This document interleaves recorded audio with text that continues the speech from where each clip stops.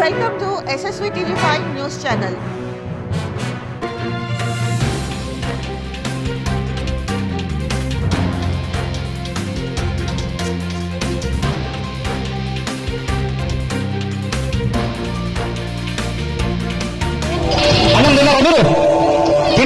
Water తాగిండ్రా గట్టి support కొట్టాను మరి కొట్టాలి. శ్రీ గణేష్ అన్నకు మద్దతుగా కాంగ్రెస్ పార్టీ సీనియర్ నాయకుడు విహెచ్ అన్నకు మరొకసారి గట్టిగా సపోర్ట్ కొట్టాలి. పాప మా పెట్టైన అన్న కోసం వచ్చిండు, మన వాడికి మన బస్సుకి వచ్చిండు, గట్టిగా కొట్టాలి. కంటోన్మెంట్ బోర్డు వస్తే మన బతుకులు మారుతాయి, మన బాధలు తిరుగుతాయి. కొట్టాలి గట్టిగా సపోర్ట్లు. ఎవరికి మొన్ననే మీరు కల్పించుకున్నటువంటి గణేష్ గారికి మా అక్కలు చెల్లెళ్ళు కూడా వాళ్ళకు ఇబ్బందులు అవుతున్నాయి. రేవంత్ రెడ్డి గారు ముఖ్యమంత్రి అయిన తర్వాత 300 కౌన్సిలర్ సీట్లు అయినాయి కనుక దీన్ని కూడా ఇంట్లో కలిపితే మా ప్రాంత ప్రజలకు న్యాయం జరుగుతుంది అనేది ఆయన కోరిక. అందుకే ఈనాడు రిలే అంగర్ స్ట్రైక్ చేయడం జరుగుతుంది. అంటే ఇది నేను నాకు తెలిసింది ఏంటంటే ఈయన ఆమరణ అంటే నేను పరిశాన్ అయినా ఇది ఎక్కడ పనిచేసారు మొన్ననే గెలిచి మళ్ళీ ఆమరణ అంటే మీరు కూడా ఆలోచన చేసి ఉండొచ్చు. నేను ఇక్కడ వచ్చి బోర్డు చూసినాక నేను జర సంతోషమైంది.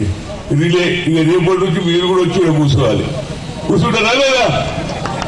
అందుగురించి ఆయన ఉద్దేశం ఏంటంటే ఈ కంటోన్మెంట్ బోర్డు నుంచి విముక్తి చేసి మెయిన్ స్ట్రీమ్లు వస్తే మన గల్లీలు, మన ప్రాంతం, మన స్కూళ్ళు, మన పిల్లల భవిష్యత్తు బాగుంటుంది అనేది ఆయన ఉద్దేశం.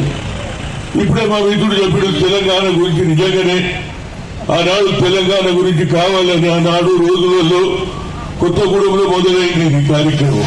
అది రాను రాను చినుక ఇవాళ ఆనాడు ఎంతో మంది 300 విద్యార్థులు కూడా పోలీసు చుట్టాలకు చనిపోయడం జరిగింది. కానీ ఆ ఉద్యమం కొనసాగుతూనే పోయింది.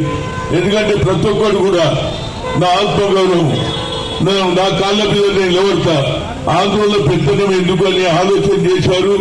అది కంటిన్యూస్గా డాక్టర్ మర్రి చెన్నారెడ్డి గారు కానీ, మల్లికార్జున్ గౌడ్ కానీ, మదన్ మోహన్ కానీ చాలా మంది ఎంతో మంది త్యాగాలు చేశారు. ఆఖరికి శ్రీకాంతాచారి పెట్రోల్ మోసుకొని చనిపోయారు.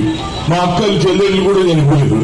కానీ ఇది తెలుసుకున్నాక మా సోనియా గాంధీ అన్నది మీ కంటుంది పవర్ డెఫినెట్లీ మీరు తెలంగాణ ఇచ్చి తీర్థమన్నది ఆ అమ్మ ఇచ్చింది. అవి తెలిసిపోయింది. ఇంకా ఎక్కువ రోజులు ఉండి ఇంకెక్కువ మంది చనిపోతారు మా అక్క చెల్లెళ్ళని ఆలోచన చేసి ఇచ్చిన మాట ఎవరిని త్యాగాలు చేసినా ఇచ్చింది ఎవరు? సోనియా గాంధీ. నిజంగానే సోనియా